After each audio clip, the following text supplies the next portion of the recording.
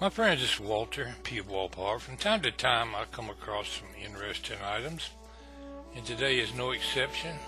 I'm going to tell you the story of this item, and I'll complete this project by taking some pictures of it and sharing those with you as I tell the story. What's on the table today? We're looking at a locomotive operating manual. Not just any locomotive operating manual, an EMD Model F3 operating manual, General Motors Division, an F3 locomotive. We're going to cover a little bit about this manual today, but first I'm going to tell you the story behind this manual. We're going to talk about the man behind the EMD locomotive manual. His name was Paul H. Kennison. He was born May 26, 1896 in Brownville, Maine. This letter is composed from his grandson, Dana P. Whitney. Alright, it starts out. Walter. Paul H. Kennison, born May 26, 1896 in Brownville, Maine. It takes about 8 hours at 70 miles per hour to travel from the bottom to the top of Maine. Beeville is about 4 hours, Beeville meaning Brownville. Beeville is about 4 hours from the border of New Hampshire, Massachusetts, so mid-Maine. Town then was about 4,000, now about 6,000, having grown and declined with the railroad Bangor and Aroostook in the Boston and Maine, and the paper industry. At one time, Maine had the largest paper mill in the world, Great Northern Paper, in the 30s to the late 50s. So just about everyone who lived in central Maine worked for the railroad, or the GNP as it was called.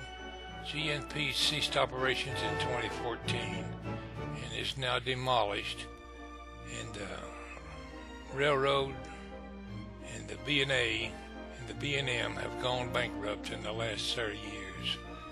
Pan Am Railways now owns most of the service, all of it freight. There used to be lots of passenger traffic from Boston to Montreal in the early years up to the late 70s, and part of Brownville was called Brownville Junction due to the meeting of most of the main railroads in that area. It once had a beautiful roundhouse that I remember visiting before I was a teenager. That would have been in the late 50s and early 60s. It was full of big puffer bellies, which we would watch being directed around by the crews. I can remember riding on one of the last steam trains called the Scoot that left from the junction and went around the North Woods. One of the last trips I took, and my grandfather, having grown up there, rode in the cab.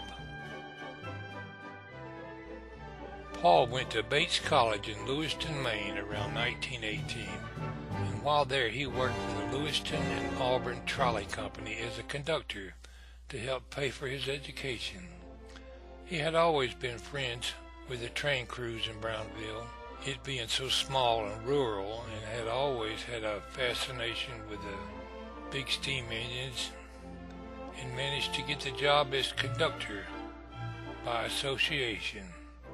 He also somehow managed to go to France to fight in World War I while attending Bates. He was later to become a teacher at Worcestershire Academy in Worcestershire, Massachusetts, and Chauncey Hill School, a prep school for MIT, both in Boston, which I was later to attend as my graduating high school in the 60s. He was a pretty good carpenter and a handyman, as can be seen by the model of a B&A 54 that he made in his basement one winter, all from complete scratch and to scale from a photo. That model is still brand new and obviously one of a kind. It now resides in a vacation home of the family in Brownville. He made it the very early 60s as he died at Chauncey Hall, where he taught French and history on December 6, 1963.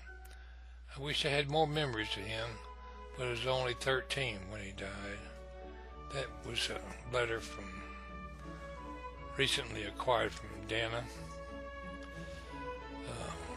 But I got a letter here.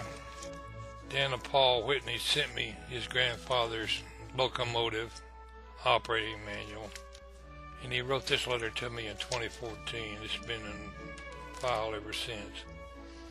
Walter, I'm happy you have an interest in this manual. Since you like stories, here's one that goes with this. I got this from my grandfather's estate about 40 years ago. He was born and brought up in a little town called Brownville. Part of Brownville is called Brownville Junction, as it was a junction for the railroads back in the heyday. They had a roundhouse full of steam engines, which I can still remember looking in and marveling at the many locomotives inside. My grandfather Paul, my middle name after him, was a railroad buff all his life. Spent many hours riding around on the Bangor and the Aroostook railroad trains when they were in service. I can still remember riding with him back in the late 50s and early 60s on the last working steam engine called the Scoot. He was given many times to ride in the cab as he knew everyone. I will send you a picture of a model steam locomotive that he made, 1/20th scale, again in the late 50s and 60s, entirely from materials he produced in his wood shop. It resides in our camp. Cottages are called camp in Maine. As an aside, the camp is on a lake called Me in Brownville, to which the family has been going for 80 years. I've only been going for 64. That was 2 years ago, so the man's now 66. Signed Dana Whitney. Well, that is a really marvelous story, and it ain't often you can look in on the life of a railroad buff who was born before the 20th century. I'd like to thank Dana for taking the time to send me his manual. It will be well taken care of. This thing has diagrams, pictures, complete instructions on everything you need to know about this locomotive. I was looking at the very last page. To move the locomotive, believe it or not, these steps haven't changed much even on today's locomotives. I'm going to tell you how to move the locomotive.